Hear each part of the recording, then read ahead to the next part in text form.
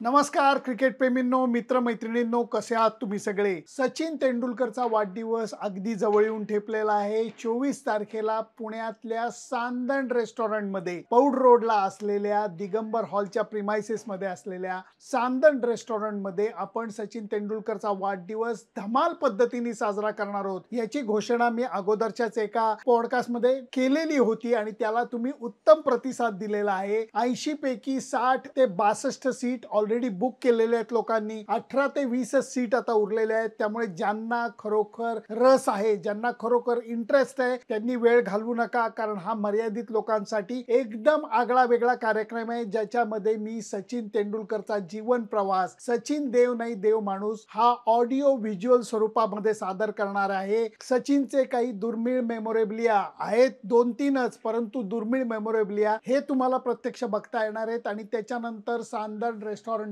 अफलातून आणि खास मेनू सजवलेलं असं भरपेट व्हेजिटेरियन जेवण सुद्धा असणार आहे, महाराष्ट्रीयन पद्धतीचं. त्यामुळे हा जबरदस्त कार्यक्रम असणार आहे. ज्यांना इंटरेस्ट आहे त्यांनी वेळ घालवू नका, लगेच बुकिंग करा. मी परत एकदा डिटेल्स देतोय तुम्हाला, ते बघा आणि त्याप्रमाणे जीपे करा, आपली सीट बुक करा. आता क्रिकेट वरती येतो, कारण तुम्ही कुठेही जाऊ नका, बघत राहा तुमचा आवडता कार्यक्रम सुनंदन लेले क्रिकेट अँड बियॉन्ड. आयपीएलच्या काही सामन्यामध्ये बॉलर्स वरती अन्याय आणि बॅट्समनला मात्र अगदी मांडीवर बसून हापूस आंबा दिल्यासारखी गोष्ट मी मागच्या रील मध्ये तुम्हाला सांगितलेली होती. नंतरच्या एका सामन्यामध्ये दिल्लीला जरा चांगलं विकेट मिळालं तर दिल्लीच्या फास्ट बॉलर्सनी समोरच्या टीमची दाणादाण उडवून टाकली. नेमक्या या चक्रामध्ये गुजरातची टीम सापडली आणि अक्षरशः भुईसपाट झाली. जर का एखाद्या मॅचला बॉलर्सना थोडस मदत करणारं विकेट असलं तर बॅट्समनची काय भंबेरी उडते हे त्या सामन्यात बघायला मिळालं. इतके दिवस बॉलर्सचा वरती अन्याय होत होता. एका सामन्यामध्ये जरा बॅट्समनना 4 प्रश्न विचारलेले बघून मला तरी खुशी झाली. तुम्हाला काय वाटलं कॉमेंट पीस मध्ये नक्की सांगा. परंतु आजचा व्हिडिओ हा मी एका सध्या खूप चर्चेत असलेल्या मुद्द्याबद्दल करणार आहे आणि तो मुद्दा आहे इम्पॅक्ट सबस्टिट्यूटचा. हा सबस्टिट्यूटचा मुद्दा बऱ्याचशा जणांना पटलेला नाही, मीही त्याच्यापैकी एक आहे. कारण क्रिकेटचा खेळ हा 11 जणांतच खेळला जातो. रनर जर का आता इंटरनॅशनल क्रिकेट काउन्सिलनी बंद केलाय की तुम्हाला दुखापत झाली तर कुणीतरी तुम्ही बॅटिंग करत असताना रनिंग बिटवीन द विकेट करू शकतो. या गोष्टी जर का बंद झालेल्या आहेत तर तुम्ही इम्पॅक्ट सब कुठनं घेऊन येताय? हा फुटबॉल नाही, हे हॉकी नाही, हे बास्केटबॉल नाही की जिथे तुम्ही सबस्टिट्यूट प्लेअर आणून तुमचा खेळ पुढे नेऊ शकता. क्रिकेट असं खेळलं जात नाही, कारण जे 11 खेळाडू खेळतात ते पहिल्यांदा बॅटिंग किंवा बॉलिंग करतात, नंतर बॅटिंग किंवा बॉलिंग करतात. म्हणजे काय आहे मी सांगतो तुम्हाला. एका सामन्यामध्ये कलकत्ता नाईट रायडरनी अफलातून बॅटिंग केली आणि प्रचंड मोठा स्कोर उभारला, तरी जोस बटलरच्या शतकाच्या जोरावरती राजस्थान रॉयल्सनी तो सामना जिंकून दाखवला. याच्यामध्ये मुद्दा हा होता की जोस बटलरला इम्पॅक्ट सब म्हणून वापरलं गेलेलं होतं. जर का जोस बटलरनी 20 ओव्हरची फिल्डिंग केली असती, चांगल्या गरमीमध्ये तो ग्राउंड वरती हजर असता आणि जो 260-70 धावांचा तडाखा आहे तो त्यांनी सहन केला असता,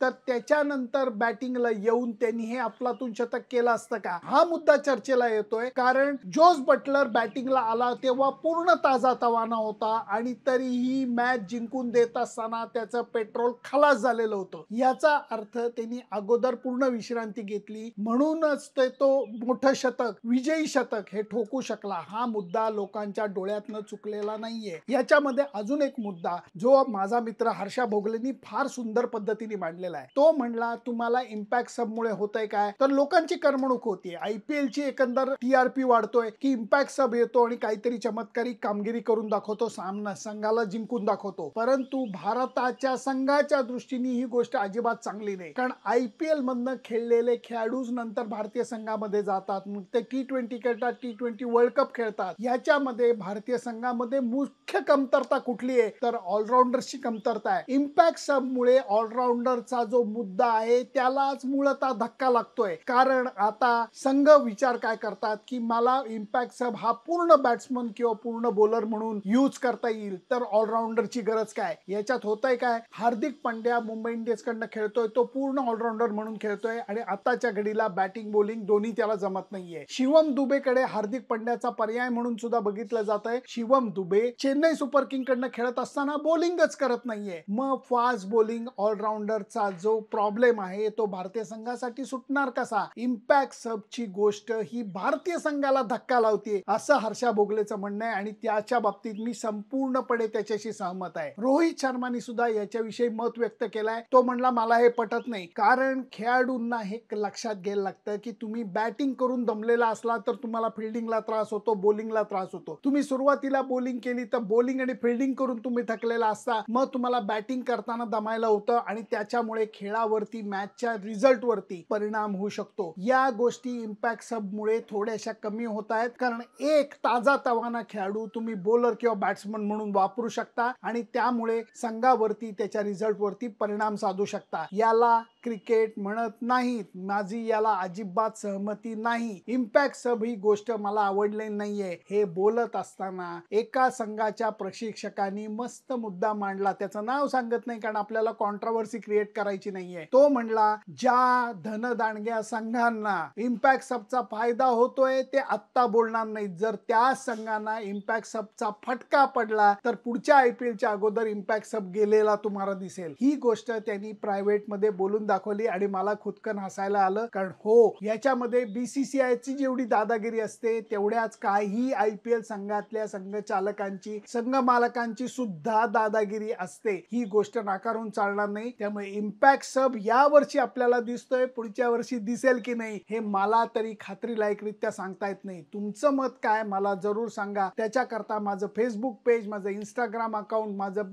YouTube अकाउंट हे लाईक, शेअर आणि सबस्क्राईब करायला विसरू नका. आता वीकेंडला काही महत्वाचे सामने येत आहेत. याचा परिणाम आता टुर्नामेंट चालू होऊन 1 महिना होऊन गेलेला आहे. त्यामुळे आता आपण एका वेगळ्या फेज मध्ये जातोय. या फेज मध्ये जिंकणं हारणं हळूहळू महत्वाचं होत जातं. पहिल्या 4 टीम कोण येणार याची शर्यत ही हळूहळू रंगायला लागते. त्यामुळे या सगळ्याकडे आपल्याला लक्ष ठेवायचंय, क्रिकेटचा आनंद घ्यायचा आहे आणि त्याचबरोबर बॅट आणि बॉल मध्ये द्वंद्व होतय की नाही हे सुद्धा बघायचंय. आत्ताच्या घडीला काही चमत्कारिक रिझल्ट लागतायत. आज लखनौच्या संघाने चेन्नई सुपर किंग्सला पराभवाचा धडका दिलेला आहे. याच्यातनं परत एक गोष्ट वर आलेली आहे, ते म्हणजे सांभाळून बॅटिंग करून चालणार नाहीये. तुम्हाला धडाकेबाजच बॅटिंग करायला पाहिजे. जसं ट्रॅव्हिस हेड म्हणतो की आम्ही घाबरत नाही, आम्ही रिझल्टचा विचार करत नाही, आम्ही अपयशालाही घाबरत नाही, आम्ही पहिल्यापासून आक्रमणाची भाषा करतो. आत्ताच्या घडीला तरी सनरायझर्स हैदराबादला हीच युक्ती मोठी कामी आलेली आहे. त्याच्याकडनं धडा Mumbai Indians, Chennai super Kings, इतर संघ घेणार आहेत. त्याचं कारण T20 क्रिकेट बदललेलं आहे. याच्यामध्ये तुम्हाला 120-130 च्या ॲव्हरेजने रन्स करून चालणार नाहीये. तुम्हाला धाव फलक हा 180 च्या पुढे नाही तर 200 लाच नेऊन ठेवायला लागणार आहे, तर लढत देता येणार आहे. दुसरीकडे पाटा विकेट असलं तर 250 धावांचा धाव फलक सुद्धा पाठलाग करून बॅट्समन लोक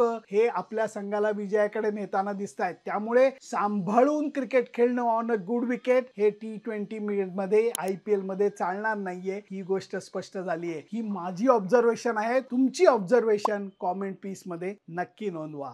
बाय बाय.